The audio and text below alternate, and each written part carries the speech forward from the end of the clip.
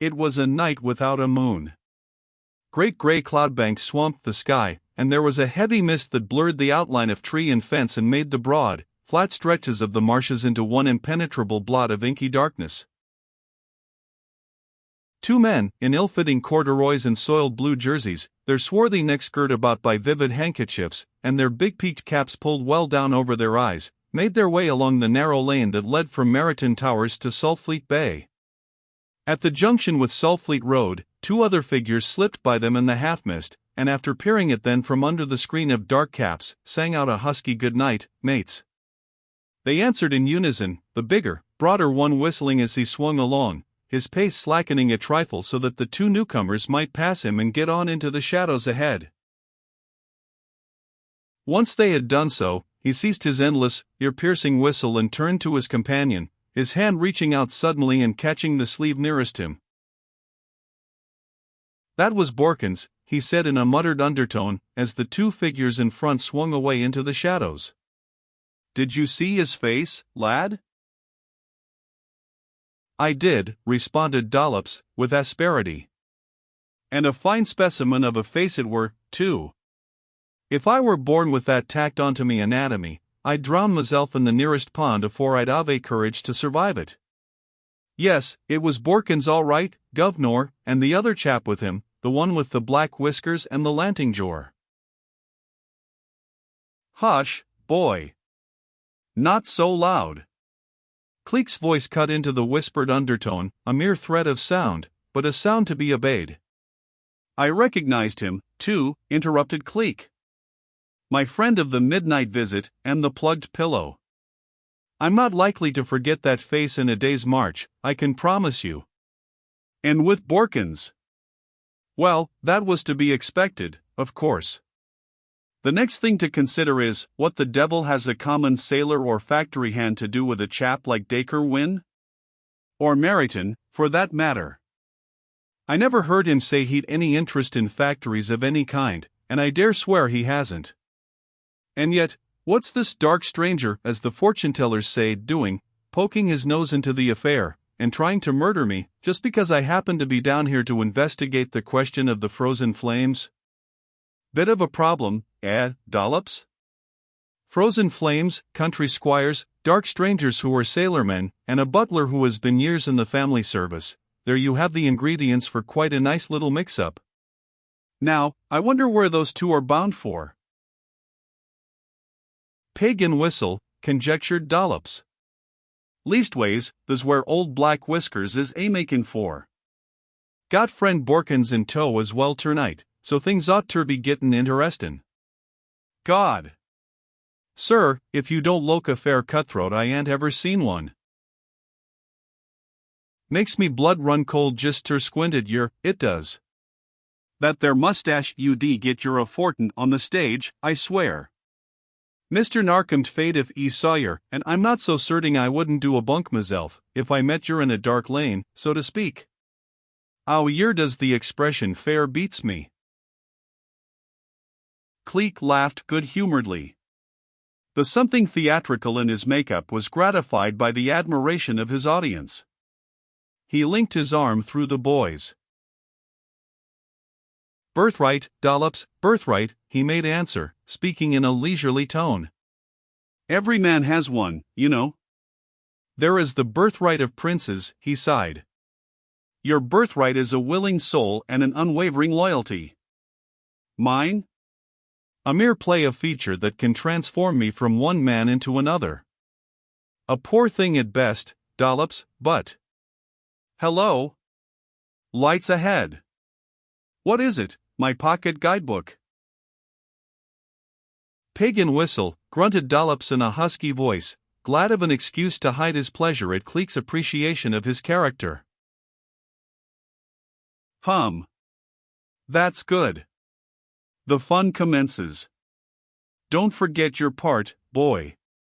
We're sailoring men back from a cruise to Jamaica and pretty near penniless. Lost our jobs, and looking for others. Told there was a factory somewhere in this part of the world that had to do with shipping, and have walked down from London. Took 6 days, mind, don't forget that. And a devilish long walk, too, I reckon. But that's by the way. Your name's Sam Robinson. Mine Bill Jones. Our friends are ahead of us. Come along. Whistling, they swung up to the brightly lit little public house, set there upon the edge of the bay.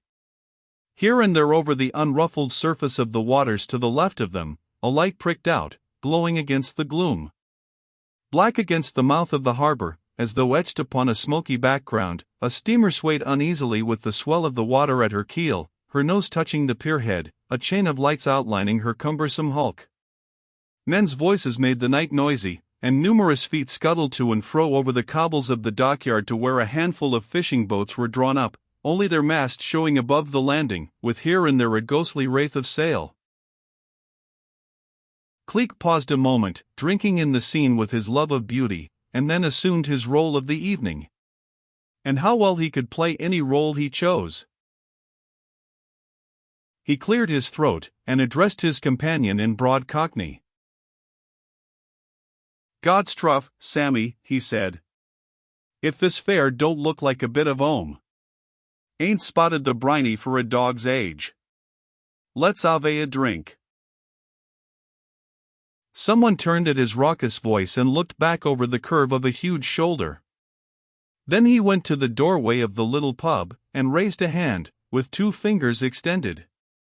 Obviously it was some sort of sign, for in an instant the noise of voices dropped, and Cleek and Dollops slouched in and up to the crowded bar. Men made room for them on either side, as they pushed their way in, eyeing them at first with some suspicion, then, as they saw the familiar garments, calling out some horse jest or greeting in their own lingo, to which Cleek cheerfully responded. A little to the right of them stood Borkins, his cap still pulled low over his eyes, and a shabby overcoat buttoned to the neck. Cleek glanced at him out of the tail of his eye, and then, at sight of his companion, his mouth tightened. He'd give something to measure that cur muscle for muscle, strength for strength. The sort to steal into a man's room at night and try to murder him. The detective planted an arm brown and brawny and with a tattooed serpent winding its way round the strong wrist to the elbow, oh, wonderful makeup box! On the edge of the marble bar, and called loudly for a drink. His very voice was raw and husky with a tang of the sea in it. Dollops's nasal twang took up the story, while the barmaid, a red-headed, fat woman with a coarse, hard face, who was continually smiling, looked them up and down, and having taken stock of them set 2 pewter tankards of frothing ale before them, took the money from Cleek, bit it, and then with a nod dropped it into the till and came back for a chat. "Strangers, ain't you?" she said, pleasantly, leaning on the bar and grinning at them. "Yes." Cleek's voice was sharp, emphatic. "Thought so. Seafaring, I take it?" "Yes," said Cleek again, and gulped down the rest of his ale, pushing the tankard toward her and nodding at it significantly.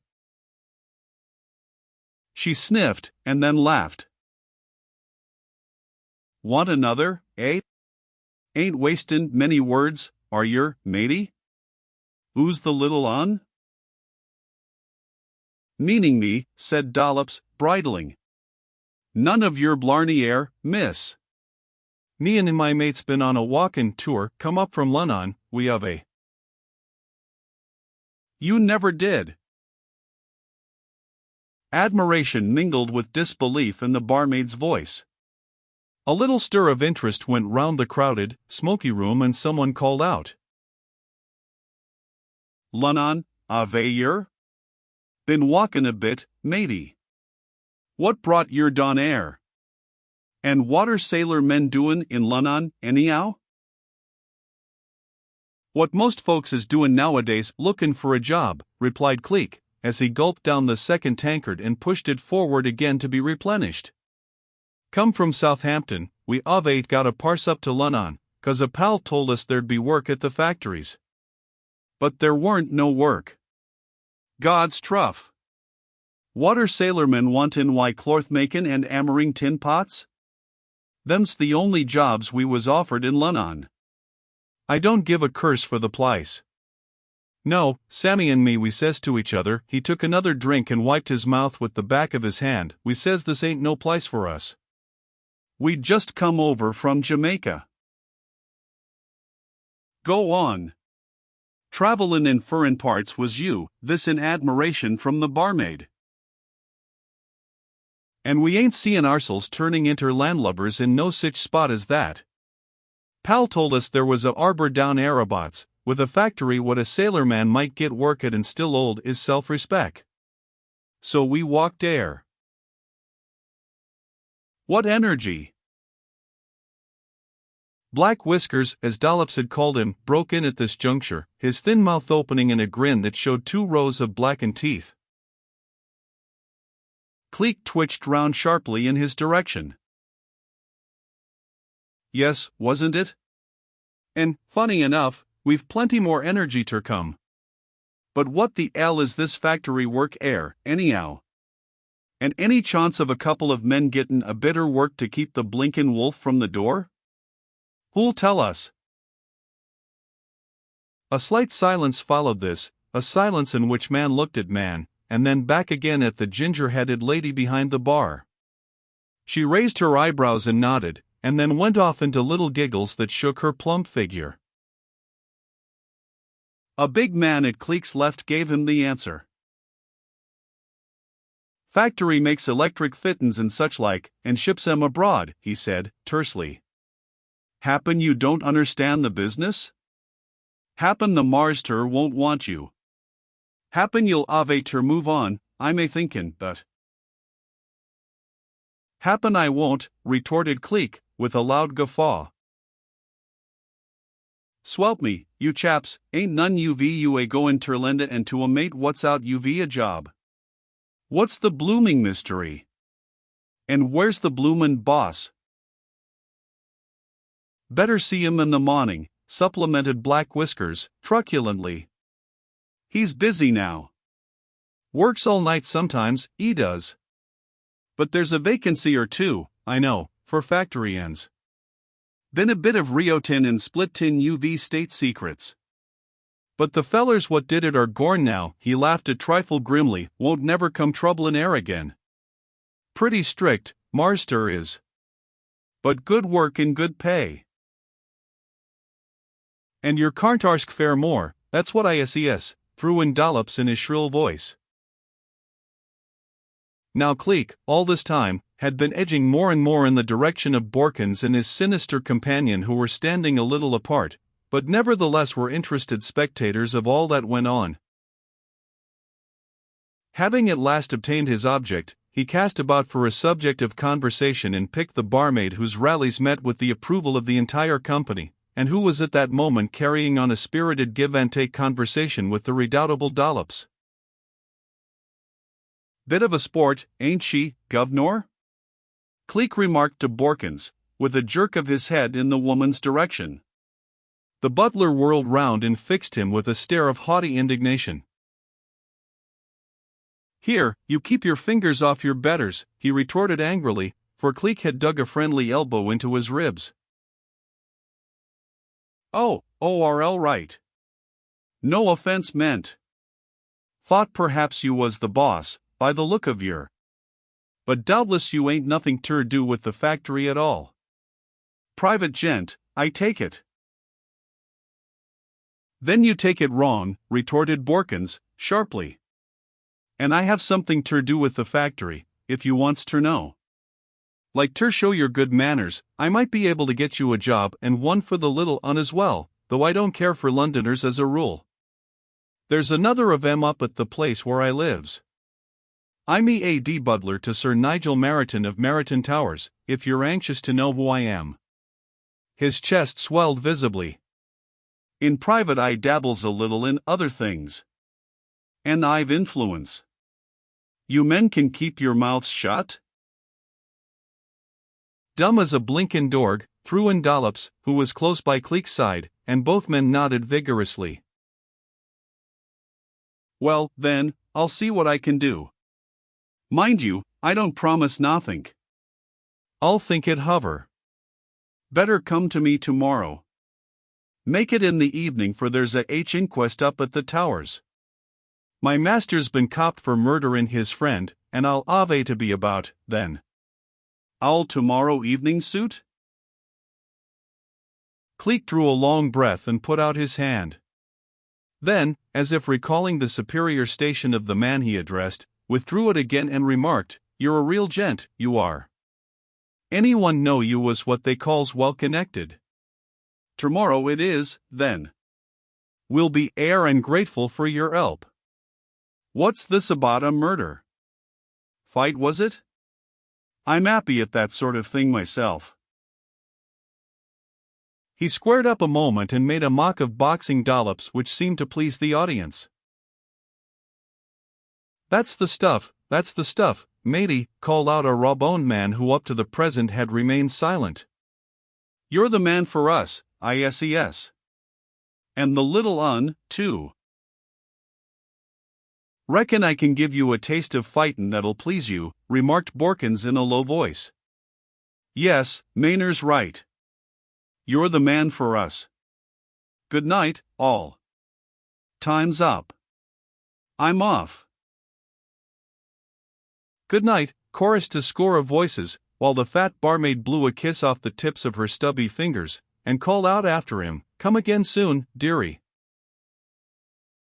Cleek looked at Dollops, and both realized the importance of getting back to the towers before the arrival of Borkins, in case that worthy should think, as was far from unlikely, of spying on their movements, and checking up on Cleek's progress in letter writing. It was going to require some quick work. "Well, Sammy, better be moving back to our shelterin' roof and all the comforts of 'ome," began Cleek almost at once, and gulping down the last of his fourth tankard and slouching over to the doorway. A chorus of voices stopped him. "Where you sleepin'?" "Under the haystack about 'arf a mile from 'ere," replied Cleek glibly and at a venture. The barmaid's brows knitted into a frown. "Haystack," she repeated. "There ain't no haystack along this road from 'ere to Fetchworth. Bit orf the track, ain't yer?" Cleek retrieved himself at once. "Ain't there? Well, what if there ain't? The place what I calls a haystack, and what Londoners calls a haystack too, is the nearest bit of shelter what comes your way. Manner of speakin', that's all." "Oh. Then I reckon you means the barn about a quarter of a mile up the road toward the village?" The barmaid smiled again. "That's it. Good night." "Good night," chorused the hoarse voices. The night outside was as black as a pocket.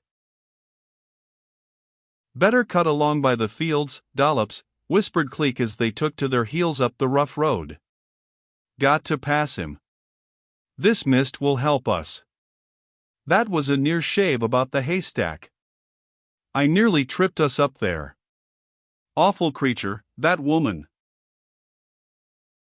Looks like a jellyfish come loose," threw in Dollops with a snort.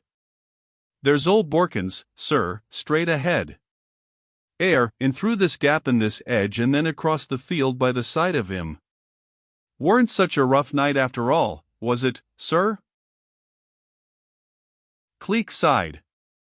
One might almost have thought that he regretted the fact. "No, Dollops," he said, softly, "it was the calmest night of its kind I've ever experienced. But we've gleaned something from it. But what the devil has Borkins got to do with this factory? Whatever it is, he's in it right up to the neck, and we'll have to dig around him pretty carefully. You'll help me, Dollops, won't you? Can't do without you, you know." "Orlways, Sir Orlways," breathed Dollops, in a husky whisper. "Where you goes, I'm a hikin' along by your side. You ain't ever going ter get rid of me." "Good lad," and they redoubled their pace.